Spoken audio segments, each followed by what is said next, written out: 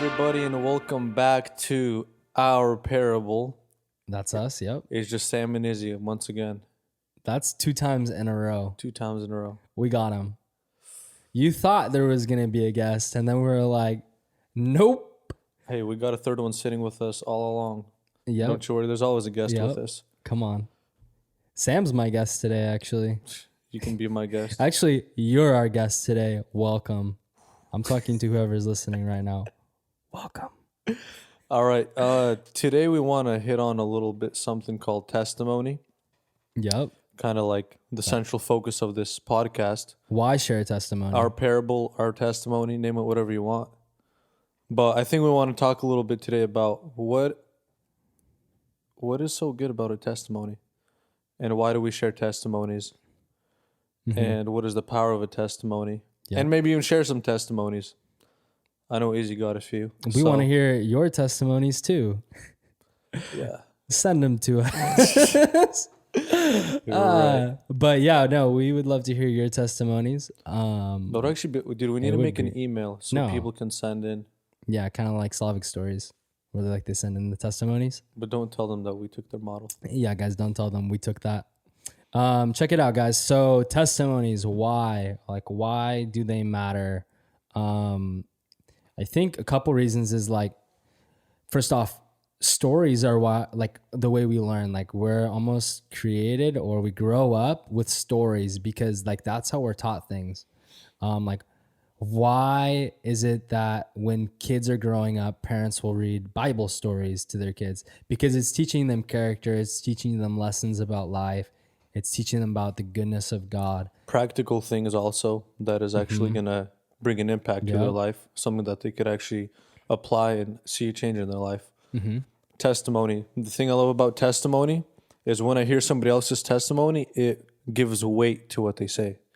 I don't care so much for people that have all the answers. I want to see somebody that's walked through it and has experienced it for themselves, because there's no way to learn something better than to go through it yourself. Because nowadays, you know what you see? You go on YouTube and you have like 50 people telling you to watch their webinars and pay them money. And you're like, but like, who actually can provide a testimony? Like everybody can talk about it, but who actually has been through it? And like, you can learn about anything. It's all at your fingertips for free. The question is who actually goes through the process and knows the price that it is to pay, put in the time, the effort, and actually makes it happen. And it's almost like, who would want to hear who wants to hear what you have to say if you don't have a story to tell? If you haven't gone through something. And I think everybody's gone through something.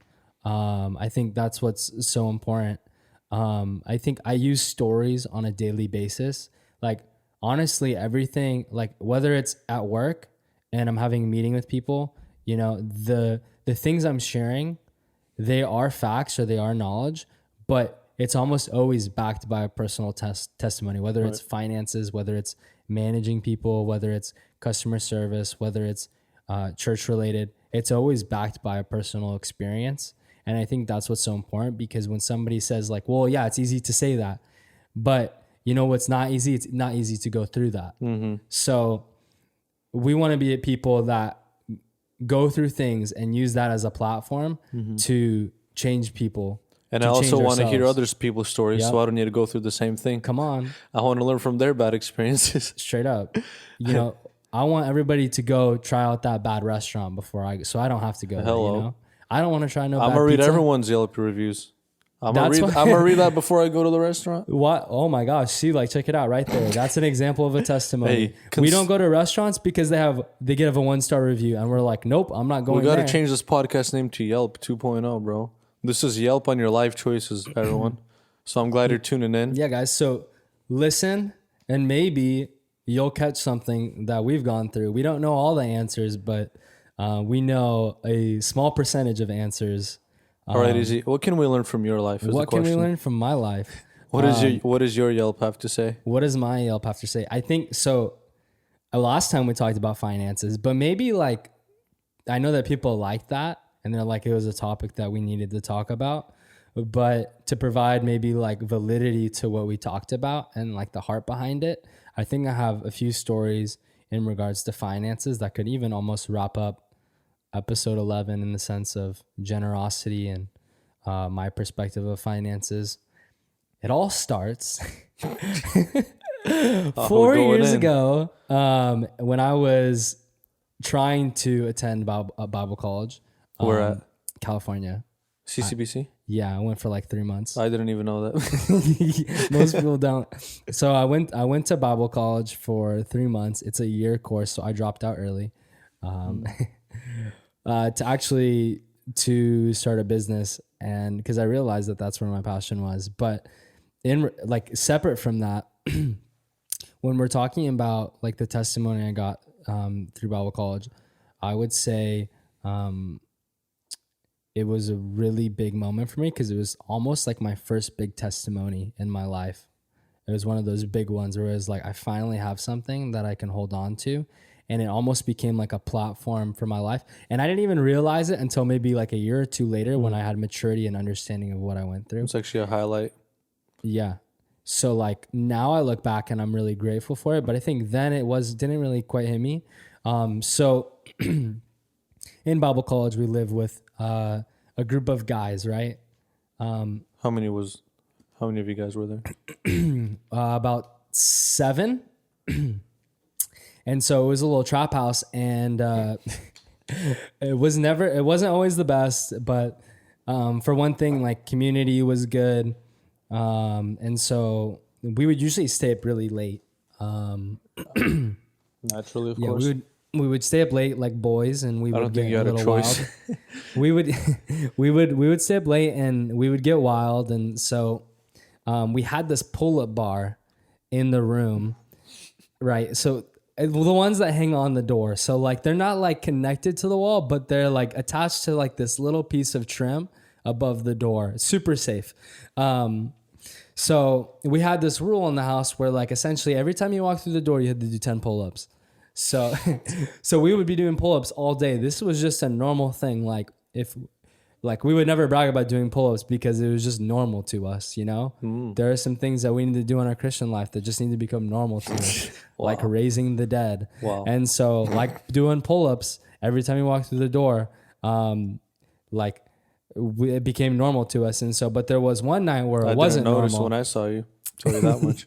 Yeah, you can't notice that I did pull-ups now. Okay, so... it was late at night. It was my friend's birthday. We got a little rowdy, as it does happen when it's 1 a.m. and all the boys are up. And everybody was sitting on the couch, and I'm just on the pull-up bar. And obviously, like I'm hyped, I'm amped. We had a crazy birthday party, and so I'm doing pull-ups. And I just decide for whatever reason, I don't know what kind of spirit came in me, but.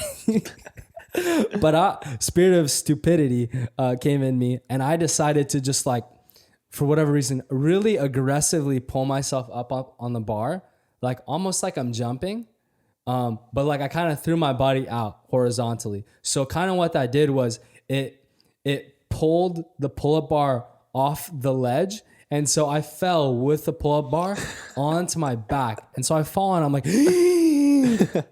Got the wind knocked out of you. Yeah, and I can't breathe for like 20 seconds, and everybody's staring at me. They just hear a thump, and I'm like, and so and for like 20 seconds, everyone's just staring at me like, what's wrong? And I'm like walking back and forth in the room, and I can't say a word because I knocked my breath out of me, and I'm just like, oh, this sucks. This hurts so much. And so that night, my back just hurts, so I just lay on the couch, and so they pull out like this big, nice 10-pound bag of beef and put it on my back for the night. And I'm like, whatever. Worst case, I'm thinking like I just bruised my back and I'm just hurt. So I go to bed after I ice my back. We got school in the morning. I wake up. I'm in so much pain. Like my stomach is hurting. I'm like thinking like my appendix needs surgery. That's what I'm thinking. Like my appendix needs some surgery. And so being in Bible college, we had prayer night that night. And so I'm like, well, I'm about to pray this pain out of me. And so I go to the prayer that night, and I go at it, you know. So I'm going at it, and I walk out, and I'm like, pain's gone. I'm like, praise God. And I go home, I pass out. Next morning I wake up, I'm like, pain's back. I'm like, ow. And so that day I just kind of stay home. I lay on my back. I'm just like, I'm in pain so much. It's honestly I probably just hurt my back and I just need to lay in bed. So I just stay in bed that night. And then, so like second day kind of goes back. I'm just like, I didn't get healed, whatever. I'm just going to heal the natural way. I'm just going to like push through it. It's just, I did something stupid. It just hurts, whatever. I'll just do it the natural way and just get some rest. And so the following day I wake up, terrible pain. I'm in like so much pain. Like I'm throbbing. I'm like trying to cry. I wish I was at home. Wish I had some milk. Like it was bad. Like if I was to say the scale, it was like an 8. I'm not gonna say it's like breaking a bone. I never broke a bone, but it was like a bad stomach ache times like 100. And it was just like someone was poking a knife in my stomach. And so later that day, we had all of the guys. They were in the same room, and they were just talking. And I had just woken up, and I walked into the room, and they were all kind of sitting against the wall. There was like 8 of them, and everybody was there. And I was like, they were all talking, and I come in and I say something. I don't remember what I said, but I just start talking, and everybody's looking at me, and I black out. And in their eyes, they just see me. I'm talking. I just stop talking, and my eyes are open, and I'm You in blacked out with your eyes open. mid sentence. I just stopped talking. They're like waiting for me to finish my sentence. Like, what are you doing, bro? Like, finish what you're saying, because everyone's paying attention. And I stop, and I just black out. And then they're like, okay, weird. And then I fall over and hit the ground. And then one of the guys like, he's like, why are you messing around, bro? He thinks I'm joking. And I start to like kind of shake. They're thinking I'm like having seizures. And we had watched a lot of Grey's Anatomy. So Mark comes up to me like a doctor, and he's like trying to like do something to me. I don't know what he was doing, but he tried his best. You were blacked out. You didn't. Yeah, I blacked out. My eyes were open and I was shaking. 30 seconds later, I wake up. I get back up. And now I'm like 5 feet from where I was. And then I black out again, and I fall over, and my head hits the cabinet. Oh. And then I fell again. And then another 30 seconds later, I wake up again. I'm at the door to the house, and I'm like, what? And I black out again, and I hit the wall and fall down again. You had a all whole with my eyes episode, open. bro. This was like a 3-minute thing. And then they're like, fudge, we need to take him to the hospital. And so they're like dragging me to the car. And again, I pass out, and they catch me this time. So I fell 3 times, and they didn't catch me once. But once we went outside, they caught me. And so they're driving me to the hospital. And honestly, for me, like I was in a lot of pain. But I think once I started passing out, my body went into shock. And so I wasn't really feeling the pain as much. I was kind of like high on adrenaline, because I'm like, I just passed out 4 times. And I'm just like, this is so cool, because I had watched a ton of Grey's Anatomy. And I'm like, I'm living the dream right Oh my now. gosh. It's gonna be such a cool story. So, yeah, literally that's what I was thinking. I'm like, bro, this is going to be such a cool story. I've never had something like this happen. And I'm not in pain because of the adrenaline. So like, I'm chilling. And so we go to the hospital. We're sitting there. I got a big smile on my face. I'm like, this is happening right now. And so finally I get in. We go to the ER because I'm like in a ton of pain. I start getting into pain a little bit after. I'm like, I'm in pain. And so they take me. They do an ultrasound on me, and they find out that my entire stomach is actually full all the way to the top of blood. Your stomach. My stomach was full of blood. Oh God. So all the way. So my stomach actually stuck out like I had like maybe like eaten a ton of food, drank a bunch, and like my stomach is just like almost like I have a beer belly, but it's full of blood. And so they're like, shoot, we need to get you in the surgery right now. They're literally like, if you came in, like a couple hours later, you would have died from extreme blood loss. And so it's all in your stomach. Mm-hmm. So what happened was I fell on my back, and my darn 13th rib punctured my spleen. And so if you don't know what the spleen is, that's where all the blood passes through your body. If I'm wrong, crucify me. But I'm pretty sure that's where all the blood passes through. And so So you had a broken rib too. No, not a broken rib. The 13th rib, so it's like shorter than all the others. And so somehow when I fell on the floor, my spleen went down, and then it went through. Right. Yeah. Wow. So they're like, we need to get you in surgery, blah, blah, blah. They give me in the surgery, and I'm out, right? okay, so I go through the healing process, all that stuff. I'm like, I didn't get healed, but at least I got healed the natural way. Like they saved my life. Like I almost through the died. doctors, of course. Through the doctors. And it was crazy. Like if I didn't have those seizures, that's a testimony in itself. Like if the body wasn't designed how it was designed, I would have never went to the hospital. If I hadn't passed out, I would have just been like, I'm in pain. It's a stomach ache, you know? And then died. Natural thing to do. And then I would have just died. Like, I don't think people actually understand that. Like I actually almost died from blood loss. Like it wasn't like I was just in pain. My body was bleeding for 3 days internally.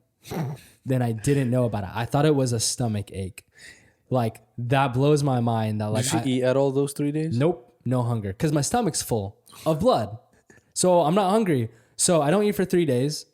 I'm not fasting. My stomach's just full of blood. I'm a vampire. And so, okay, that happens, right? Oh, 2 weeks later, I think my parents, they came and visited me. I'm back at the house. I'm taking my pain medication. I'm going back to school, whatnot. And this is where the testimony starts. That was a testimony, but there's a second testimony. I get a bill in the mail. It's my medical bill. I didn't have medical insurance.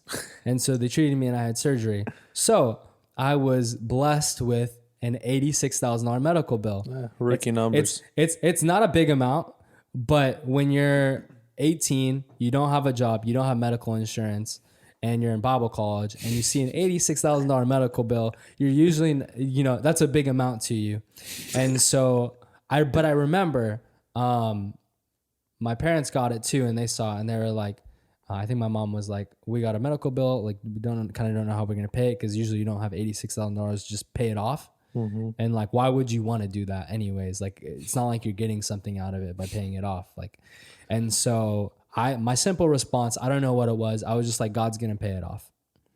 And so I respect it. And so I believed it. I was like, God will pay it off. Like I didn't get healed like in the way I thought, but I'm alive, I'm healthy, and God's going to pay off this medical bill. I don't know how. I don't have a job. No money's coming in. No one's sending me money. I didn't ask my parents to pay. I wouldn't put that on them, right? I was just kind of like, I'm going to go through this and God's going to pay for it.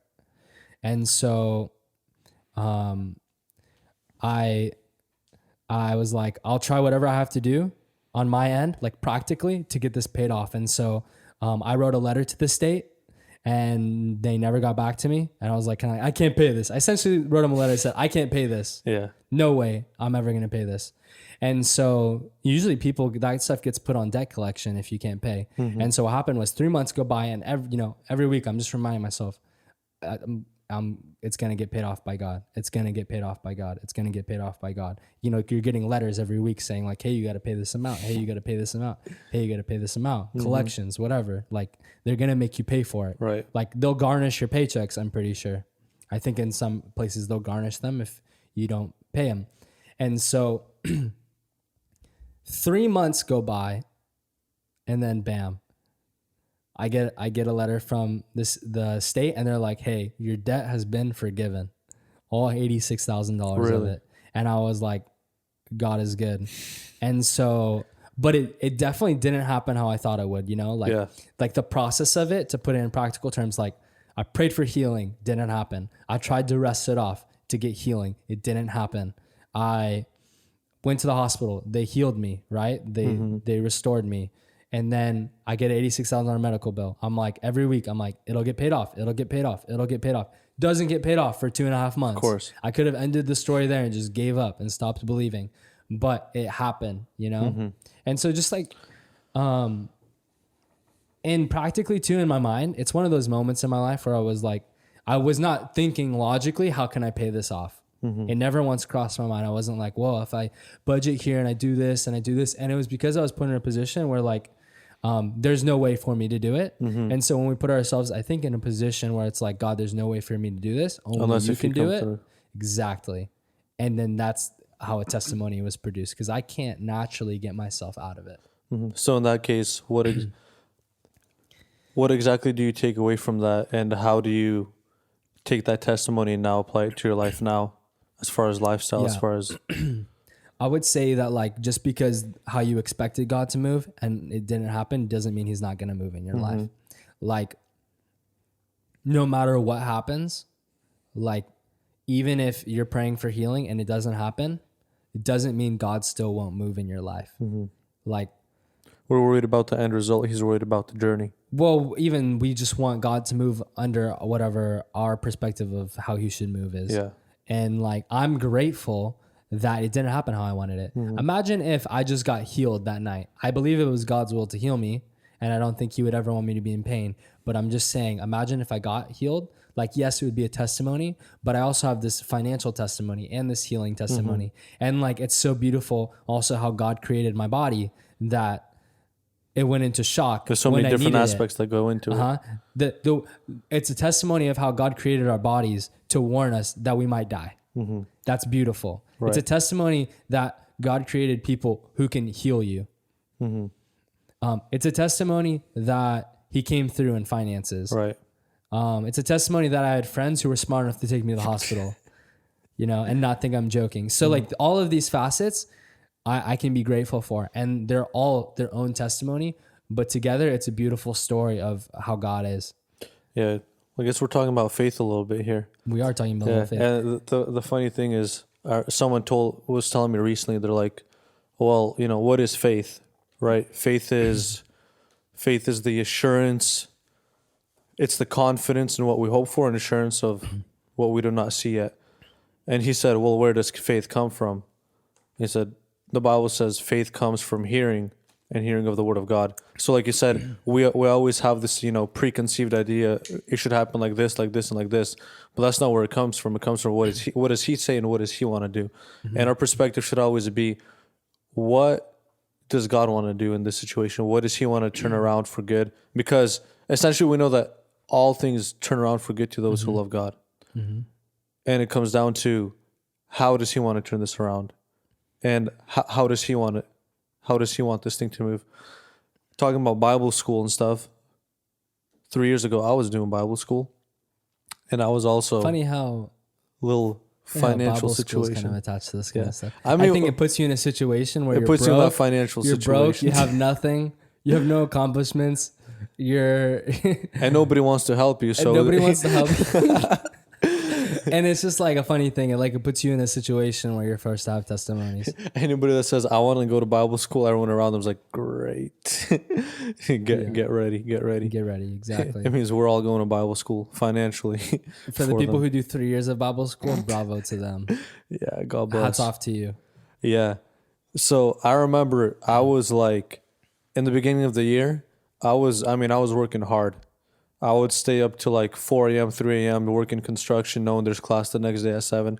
I'm saving up money, and I was ahead of everybody. I was like, I'm so smart. Like, I'm the smartest one here. I'm saving up all this money. We were only going to start saving up for missions. Like later on in the year, I was already putting money into missions fund before anybody even told me. I was like, I'm the smartest one here. I'm the hardest working one here. I'm doing my thing. Like, so, you know, I had it all mapped out. Perfect, going good, you know. No fundraising for me. Yeah, I don't gotta go around. I don't have to beg. Yeah, none of that. I didn't see. That's the thing. I hated ever borrowing money from anybody. I hate asking people for help. I got to do it on my own.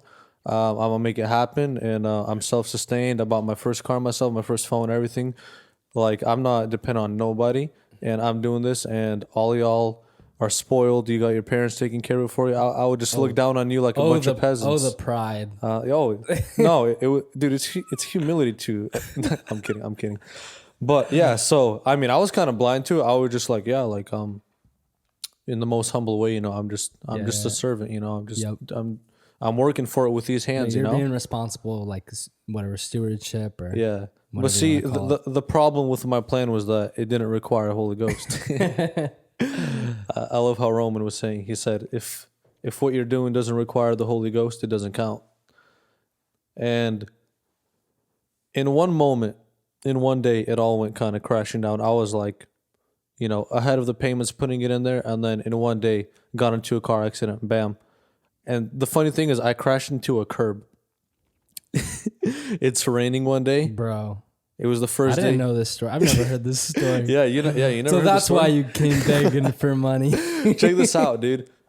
Bro. So I mean, as far as work went, like, I'm getting paid probably like minimum wage, and I'm not making like the best amount of money. That's why I was putting in so many hours. And also broke kid, 18 years old. And out of nowhere, this day, I'm driving to class.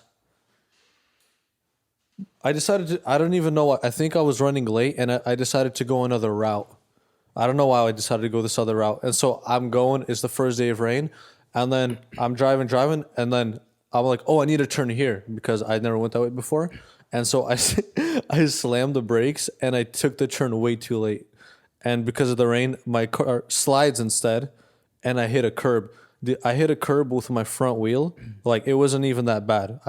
My wheel hit the curb. My airbags blew. The air destroyed my windshield. Just essentially like every little dollar it could squeeze out of you, it did. Well, because the car I bought, it was a Civic, which I got screwed on auction. It said that it had like 70,000 miles, but they just bought a new speedometer. Actually had 230,000 miles. They put resistors on the seat belts. They just put in... It was this just before internship or this was... Well, I bought it right before internship, and I was like, okay, well, all my money is... I was just a broke 18-year-old, bro. Like, and you were out here thinking you're cool buying your first No, car I did not auction. think I was cool. I was just broke and I needed to buy a car. That's all I knew. Like I said, my dad didn't buy me nothing. I got... It was my first car and I got screwed, you know what I mean? But yeah, everything blew. Like, I hit a curb, everything blew. I was like, what the heck is this? I just pull it over on the side of the road and like I'm running late for class. And I didn't think much of it. I'm just like, whatever. I'm just going to bring, like, I can't drive it with like this. I'm just going to, I call my friend. He picks me up. I left right there on the side of the road, went to class. 20 minutes later, I get a phone call and they're like, is this Sam? I'm like, yeah. He's like, where's your car? I'm like, on the side of the road. And he's like, and he like cussed me out. He's like, over here right now. And I'm like, who is this? I'm like, who is this? And he's like, this is officer whatever. It was a cop called me. And I come there. Our internship coordinator drove me there. My car's already gone. They towed it. And this cop is just like pissed off for no. I'm like, dude, I just crashed my car. I should be like, I hit a curb and he's like, you hit public property like that and you just leave. Like, the neighbors called it in apparently. He's like, you just leave your car on the side of the road like that. He's like, that's a hit and run. He's like, I had a BB gun in my glove box. Just as the boys. So at the house with the boys, we started shooting each other with BB guns. It's just a toy gun, you know. He's like, why do you have a BB gun in your glove box? This will help you. I'm like, why'd you go through my car without a warrant? Literally. And like, he's pissed off at me. And I'm like, dude, I'm a broke kid. I just crashed my car. Well, hit a curb and the airbags blew. I don't know how I'm gonna fix it. I should be the one. And he's just like pissed off at me. They towed my car. Dude, I mean, he gave me a felony. He gave me a hit and run charge for hitting a curb and leaving the car. He gave me a hit and run for abandoning the car. I was like, it's a felony. I'm like, are you kidding me? I didn't have insurance at the time. He gave me a ticket for no insurance. And then they towed me. You know how much towing is. And then I needed to fix my car. Yeah. So all your striving essentially would like this incident was like, how much money can we take from Sam right now? The answer is all of it. Yeah. Every cent. And one day I went into $4,000 debt. Oh, negative. Yeah. Oh, so you went negative. I went negative. So now you have to go to God and be like, God, first off, I need you to get out of me the hole, and then you need to pay for my tuition, and then I need you to pay for my mission trip. And I'm trying to go to Africa too. Exactly, and that's like $3,000 too. Yeah, so it's a big. Yeah, I mean, you had 86,000. I only had 4,000, but it was like, I mean, like you said, being a broke 18-year-old, and it's a big. You got minimal. Matter. You got minimal Freaks payments. Yeah, you got minimal payments. The thing is, it's like he's like, your first couple thousand is due for missions. You got to turn it in, and I'm like. And did you tell anybody either? No, the thing is, I needed to make that money within that 1 month. You know what I mean? And I was like, I'm already working till like, the thing is, I would work till 4 a.m. because during the day we're busy doing, Bible school stuff. And then I would go out at night and work. I was so limited with them. I'm like, there's not enough hours in the day for me to work to how much I was getting paid to go pay that off. And so in that moment, I was literally like, I mean, I'm kind of screwed. I don't know what I'm going to do. But in that moment, it's like exactly what you said. I was like, I mean, I know for a fact I'm exactly where God needs me to be. I'm like, I'm not here on my own. I know. I mean, I was working and working hard to make it happen on my own. But I knew that he called me to be there. And I'm like, okay, if this is the place you want me to be in, then you're going to bring me through, right? There's that saying, if God brought you to it, he'll bring you through. I know it's like, see, like nobody cares about these cliches and stuff. Yep, Nobody wants to hear it. It's cliche until you go through it. Yeah. And then you're like, oh shoot, there was actually power when that was first said. And so I'm in this moment. I'm like, all right, God, I mean, I'm like, I have one option. I'm either going to quit Bible school and just go and work this out, because I got a felony on my record now. I got all this stuff happening. I'm like, okay, like no insurance, all this now. Yeah, and it's like I'm not gonna come up with this money for missions, right? You totally could have too. Yeah, I'm like, I'm not gonna be going on missions anyways. It'd be a valid reason, like, hey, I can't finish. I have a felony to pay. Exactly. Hey, I need to go work this off. Like, if I don't, like there's serious repercussions that could happen. So, I was like, okay, I guess I'm gonna make this decision. I'm like, I'm just gonna stick around and find out what happens. I'm like, God, if you really brought me here, you're gonna bring me through it. And that actually brought me to the end of myself, where for me it was a hopeless situation. It's either I quit or God helps me out, and there's, and that's it. And I'm like, well, let's just see what the Lord does. Why don't I? And it's funny because I actually stopped working so much. I made sure to make Bible school a priority. If we were having something that day, I was getting offered work. I mean, everybody liked how I work. So I got offered jobs by like everybody from church. Like all the contractors wanted me on their job sites. Like, everybody's offering me jobs. And for me... Is that a humble brag? It's humility to be able to admit that. No, you're right. Yeah. Go on. But no, it's just... the opportunity was presented for me to work as much as possible and make this happen on my own, per usual, what I was used to. Yeah. But I was like... I realized one thing. There's not enough hours in the day for me to work to make this happen anyways. Mm-hmm. So regardless, it doesn't matter. Yeah. And that's why I was like, okay, I'm just going to make this the focus. And because then you're also realizing, like, at the end of the day, it's not going to change anything. Exactly. Like, it's a rock. It's a rock you can't move on your own. So I still did my part. I still worked. Yep. But I made Bible school the priority. Yep. Anytime there's something, I was first one there for Bible school. I know once we're done with, whatever the task is for the day, if we need to go help, if we need to go to prayer, evangelize, whatever we need to do, I'm there. Afterwards, I'll go and work. But it cut my hours even more. And then I remember I would actually spend days like after that. I'm like, I'm just going to spend time in the secret place. I would come to class early and just, start devotionals. I would stay during lunch and just go do more devotional. After class, instead of going to work right away, I would go and spend some more time. I began to spend so much more time in, Bible school and relationship with God. I made that the priority. And it's funny because the moment that shifted and I began to put him more into his hands, I still did what I needed to do. But I made him the priority. I kid you not, like that month, in the most, like literally the next week, I walk into the office, like the payment's due. I come in with absolutely nothing to tell him that I have nothing. And he's like, what's up? I'm like, yeah, I'm not going to be able to pay, And he's like, no, somebody paid for this month. You're good. I was like, what the heck? And then the next day, somebody comes up to me. They're like, oh, hey, this lady from Minnesota just called. She doesn't know who you, I don't know who the heck she is. I think she saw me on live, like sharing on offering or something. And so she saw me and then she just passed on this message. She said that she's praying for you. She's fasting for you. And she sent some money your way, whatever. I still don't know to this day who it was. She didn't know who I was. She sends money. I literally had like 3 different people come up and literally hand envelopes of cash. Like literally like in the most random ways, I began to see like I made God the priority. I made, relationship with him the priority. And in the most random ways, like somebody paid for this month. Somebody from across the freaking country is like, sending money my way. People are literally handing me envelopes of cash. And like, I didn't tell this to anybody. Like I wasn't walking around telling anybody. Like it's kind of an embarrassing situation. You're not asking for pity, none of that. I got a hit and a run for hitting a curb. I did not want anybody to know this. And the funny thing is, like I said, I would like expect like I told my dad, and I would expect like my family to help. Dude, like, yeah, ain't none of them helped me. It was like the way you want it to happen, it did not happen. And God began to use people that didn't even know me, that never even met me, and they're sending money, and God began to make it happen. And that shifted my perspective from, okay, am I going to be the one striving for this? Am I going to be the one that's, you know, trying to make everything happen with my own hands?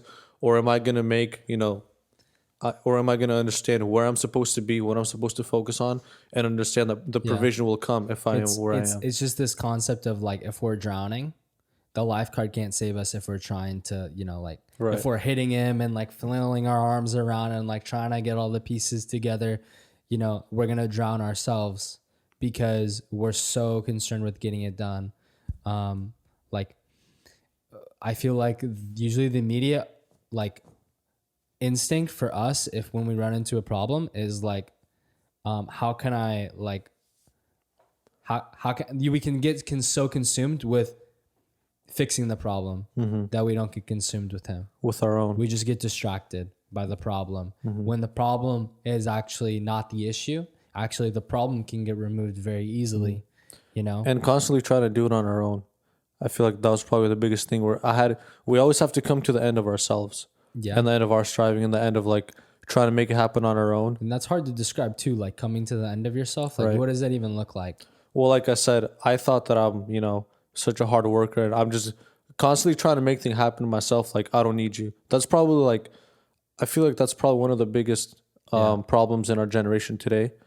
It's that we have this mentality of I'm gonna work for my own. Everybody's an entrepreneur. Everyone's making it happen on their own. I don't need you. I don't need this. You know, I'm gonna make it happen. Self-sustained. Yeah. I'm a strong, independent man and woman, like doing my thing. No, like we need each other. And the funny thing too is like, I'm gonna use this word that people don't like or do like. It goes both ways, but it's called the word balance. Balance. You know, when people are like, but you gotta have balance though. Right. You know, like either I'm gonna. That works in any situation. Yeah, but you gotta have balance. If anybody is arguing, anytime you ever make a point, but balance. Hey, if anybody is ever arguing and you don't know what's happening, you could just step in and be like, "Guys, it's all about finding balance." And then, being strategic. You gotta be strategic. Yeah, you gotta be intentional. It works every time. But the thing is, it's like, not only did you believe and have faith, and like you released, what you did was you released your striving. But at the same time, you kept the practicality of like, I'm still going to steward good finances. I'm in a mess, but I'm still going to try and work what I can out of this, but I'm not going to be consumed. But I'm going to make first things first. I know that even if I do this, it's not going to fix it, but I'm still going to take that step. Yeah. So that's like the practical level of it. Yeah. I believe it always comes down to, I need to do my part. I'm never going to completely disregard my responsibility. Yeah. But always make priority and first things first. Yeah, but don't be consumed by it. Exactly. Know? Like there's that aspect too. You're like, God's gonna give me a house, right? I feel like God is gonna give me a house, and we spend 10 hours a day looking for a house, and we don't find anything. Do your due diligence, and trust the rest. But I mean, just like looking a little bit, but like leaving enough room for Him to do it. But like you're still doing your part, because like, what if He wants to show you the deal through your research? Or like, because God can use many different ways to show His faithfulness. Yeah, we got to be open to how God wants to do it. Yeah, exactly. And I think there's so many ways. And so what we'll do is either we pick one or the other, right? It's like, God, I'm not going to work because you're going to pay it off, right? And we're just like, I'm just not going to work. And you see those people that are just not going to put an hour in of work. There's a word for that. We just call it lazy. Oh. You know what I mean? And you're just like, you're just not going to pay it off. You're just not going to pay it off. No, but there's this aspect too that like finances are the purpose. It's the purpose behind it is to be generous. So like, how can you be generous with finances if you're not making anything in the same way too? And so, not that there's anything wrong. If God gives you a specific word and says, "Hey, don't work," then that's different. But when we're talking about situations where that's not the case, then it's like, you know, do your part. But like, what we'll do is we'll shut off everything. Like it's either this way, or this way. If we leave room for Him to come through many ways, like what if the way we do it is through working hard at our job and not quitting, and we get a bonus, you know, at the end of the month that we didn't know about? What if, you know, someone sees that we're faithfully working and they see that we're pushing through it and that we're a good worker and we have excellence behind us, and they're just like, I want to sow into that person, right? You know?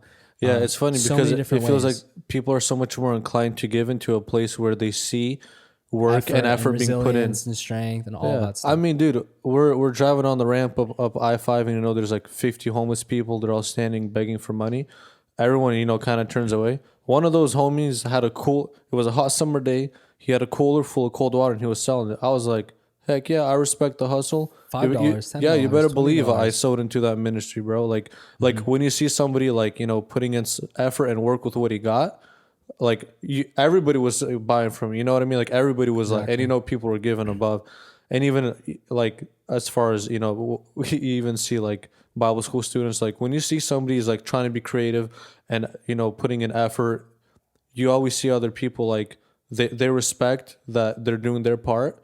Like when somebody sees that it means something to you already and you're already doing your part, you're being creative, then they're inclined to actually give into that. It's like they're not just expecting it to Exactly. just fall into their lap. Yeah, because others sit back and they're like, oh, well, I've heard you hear so many testimonies of students that they're like, they hear testimonies like this and they're like, oh, well, I mean, if like God, the Holy Spirit comes through, like gets covered, I'm fine. Like I'm not going to work during Bible school. I'm not going to do this. I'm just going to trust. Because for whatever reason, there's a disconnect and they think that working is not spiritual. Yeah. But let me tell you something. Work is 100% spiritual, and it's like one of the most spiritual things we can do. That's one of the most like spirit-led things we can do is, you know, whatever, pick up a tool or go to work or go clean someone's yard or go do chores. Like that is as spiritual as it gets, you know, like we said, like everything you do with the spirit of excellence. Right. You do it as if it's to God. You know, like we're called to steward. We're called to be like to cultivate. And so it's so like that's an aspect of it. It's like, you think David was just like sitting in a field, like, you know, on social media, on scroll media, looking at scrolls or something, tablets. Hey, that's a full-time job. Yeah. David had a tablet before any of y'all. No, that was Moses. Oh, that's right. Moses, my bad. Moses had the original tablet. He had the Genesis 1. And he smashed it too. Yep. Then he got the second gen. And that's the funny thing. He went and smashed it, and you know what the Lord told him? He's like, he said, now you go find tablets, because the first time you didn't have to go find him. He said, go find them and carve that out yourself. I want you to put in some work so that you begin to appreciate it and, you know, break Check it out, right? Look at that, bro. Like everybody looks at this, right? God saved Noah from the ark. From the flood. He got saved. Homie had to build an ark. Have you seen how big that thing is? For 100 years. Like, that's work. For 100 years. And you can't tell me that working isn't spiritual. Yeah. So, like, for anybody who says, like, I don't need to work or this or that, like, maybe you don't need to work for money, but, like, there's still, like, the work that needs to be done. Like, if you're out on the streets, like, praying for people all the time, like, that's work. That's doing God's work. That's the business of the kingdom. But like staying at home and saying God's going to pay for all my stuff and that's not spiritual. That's not spiritual, actually. The most spiritual you could ever get is practical.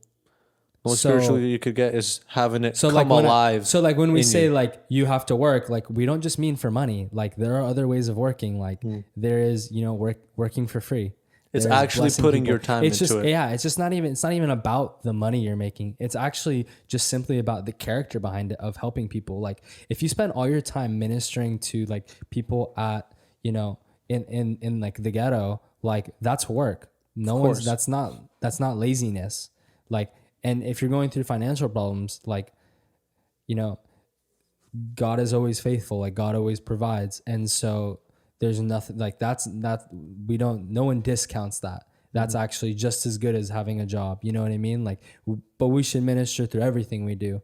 And so having that disconnect between like work, church, doing ministry on the streets, having friends, like there's work that's involved with that. I think the more important thing is practical. Like sacrifice and practical. Yeah. Well, the practical side is the sacrificial part. Exactly. I think. Yeah. Actually putting the time into it, putting in the effort.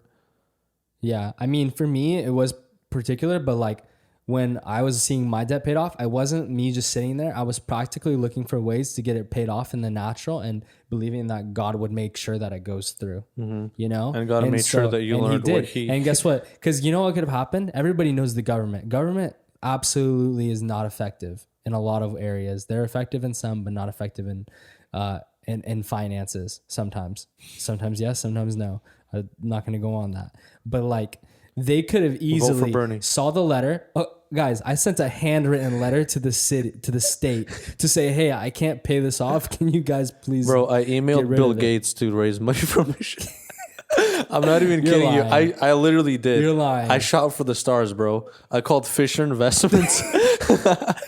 I emailed Bill Gates. I'm not kidding you, bro. Homie's calling hedge funds to pay for his mission. I was like, I literally shot for the stars. I'm like, worst that's gonna happen is nothing. That's already happening. Exactly. I'm a email because I mean, schools like send letters to Bill Gates and he would like write back. I'm like, he would I'm write like, back, I'm just a broke boy and trying to go to Africa and do something. Yeah, I exactly. walked through all those office buildings. Hey, funny story.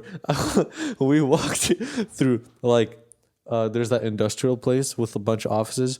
Me and William, we walked upstairs. They're like through the elevator. It's like private, you know what I mean? All these offices. We just walk into some office and there's a sign at the front desk. It's like I'm in the back. We walk to the back and we're like, oh hi. She's like, what are you guys doing back here? We're like, well, the front desk said that that you're in the back. She's like, so you just walked back here? We're like, yeah. She's like, what do you guys want? We're like, we're raising money. We literally walked through offices like that to everyone and just like we put in work, to make it happen. Yeah. And at the end of the day, like it didn't happen how we wanted it to, but the effort was there, the sacrifice. Like that took some humility to be able to walk through all those offices and ask for money. But yeah, I mean, it's a testimony. Like no matter what, any testimony I've seen, I've put practical effort into it. Mm-hmm. And guess what? People will say like, well, that was you. No, it was God. Like my job is the practical aspect. I'm going to put my heart and soul into it, especially if I believe that God's going to do it, right? Mm-hmm. Like God will make it happen, but I want to be a part of that. I don't want to just be sitting on the sideline and like, God will do it. That's what we see everywhere. Partner with him. Yeah. We want to partner with him. We like, it's a relationship. And so why wouldn't we relationally approach an issue together and like understanding that he's got you. And you get some fun stories from it too. And you get some fun stories to it. And like, even that's how, like everything in your life, consider it that God is the one who gets it done. And like, it's all a matter of perspective. Like you can either say that it was you who did it or it was God who did it. You were just the hands and the feet. Wait, but actually walking through all those offices, we did that. And then we actually ended up coming to one of the offices and we met this guy. He's like, well, you guys are lucky that you caught me. He owns like 3 of those buildings. He ended up being the owner of like 3 of them. And he's like, I only come here 1 day a week at this like an hour. And we just caught him like going out the door. He's like, meet me at this time, be here, whatever. We met up with him. He just wrote us out a check. Literally, just wrote it out to us. Okay. Yeah. You so it actually like what we call coincidence, we call it favor. That weren't no coincidence. I didn't walk through 1,500 offices. It's not for coincidence. No reason. It's favor. Exactly. Yeah. What you call someone's hard work, we just call that persistent believing that God is going to come through and complete it. Right? Like we do the labor, but He's the one who actually fulfills it. Mm-hmm. You know, He's the one who covers it and protects it. You call it like the cop let you go and not get a ticket. I call that grace. Like there's grace on your life. So whatever it is, it's no matter how you put it, we can either choose to have the perspective that it happened in the natural or that it happened in the spiritual. We can be blind to the things that that bless us, or we can be aware of them. And that's huge. Always play your part. Yeah, never but allow room for Him to do it how He wants to do it in your life. Yeah, we don't want to like just I guess to wrap it up. Sorry, it's my like voice was... I guess to wrap it up, it's like not being on the sidelines and actively wanting to take part in what He's doing. It's huge. Leave room for Him, but don't disqualify yourself from it. Because they're just 2 extremes where you got people that are just going to sit and not do their part at all. And then you got people that are just trying to do it all on their own. This might be hard for some people to understand if you're like a girl maybe, but like if you're like a guy, I mean, I remember when I was like 7 and every video game I would play, I'd be like, give me cheat codes, find the cheat codes. I'd find the cheat codes online and like what these are, they're like essentially give you everything you want in the game. And like, it would just straight up ruin it at that point. It would ruin the game. I'd just be bored. And so like, we look at God, like He's a cheat code, like to give us everything we want. And then guess what? No wonder the reason we're bored of It's about actually playing the game. Because He's not a cheat code. We see Him like He's just essentially a key to our success or a key to us having exactly what we want. Dang, no wonder why like there's such a big issue where like people just come to church, they find a relationship and they leave.